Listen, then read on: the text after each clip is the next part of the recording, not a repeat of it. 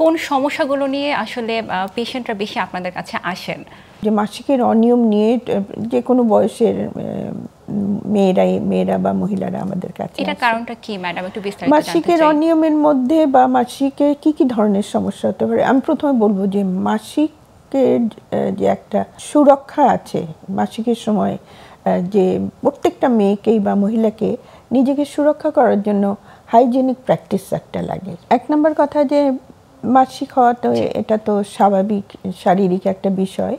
একজন মেয়ের সাধারণত দেখা যায় যে 9 থেকে 14-র মধ্যেই অধিকাংশ মেয়েদের মাসিক হয়ে যায়। এবং প্রথম দিকে একটা মেয়ে, ছোট্ট মেয়ে, 12 বছর 13 বছরের মেয়ে, সে তো কিছুই বুঝে না যে নিজেকে কিভাবে সে সুরক্ষা করবে। সেজন্য এই জিনিসটা যেহেতু প্রত্যেকটা মেয়ের জীবনেই আসে, কাজে এটার গুরুত্ব অনেক বেশি।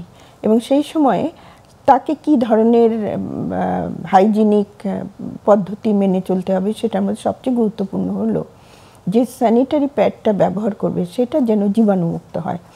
আজকাল এমনি আমাদের গ্রামে গঞ্জে সকলেই প্রায় পুরনো কাপড় এগুলো ব্যবহার করে, কিন্তু সেইখানে সমস্যা যদি সেটা পরিষ্কার না থাকে এবং সেটা যদি সঠিক জায়গায় শুকনো জায়গায় যদি মানে রোদে শুকাতে হবে এরকম যদি না থাকে, তাহলে সেটা ব্যবহার করলে দেখা যায় যে অনেক ধরনের সমস্যা হতে পারে। সেখানে ছত্রাকজনিত যে রোগ একটা মাসিকের রাস্তায় হয়ে যায়, এগুলোতে অনেক ধরনের এবং এমনকি তলপেটেও ইনফেকশন হয়ে যায়, যেটা ভবিষ্যৎ জীবনে তার অনেক ক্ষতি করে।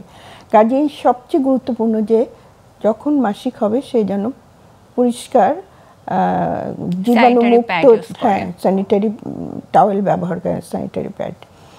আমাদের আজকাল অনেক কিন্তু কম মূল্যে ভালো ভালো কিন্তু স্যানিটারি প্যাড বাজারে এসছে। তারপরেও আমি বলবো যে কোম্পানি, আপনারা যারা এগুলো তৈরি করেন, এক নম্বর আপনারা দুটো জিনিস দেখবেন। প্রথমত সেটা হলো যে জীবাণুমুক্ত যতটা করা যায়, আর 2 নম্বর হলো আমাদের দামের দিকটা আপনারা যতটা পারেন এটা কমিয়ে আনবেন।